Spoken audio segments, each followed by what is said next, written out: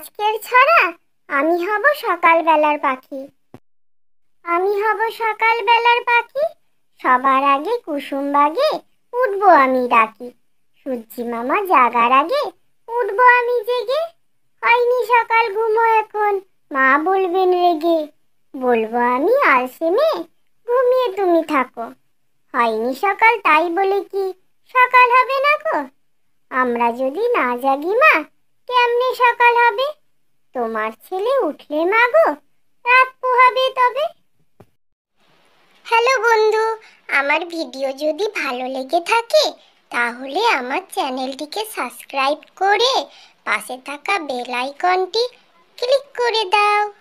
আর like comment share করতে ভুলো না যেন।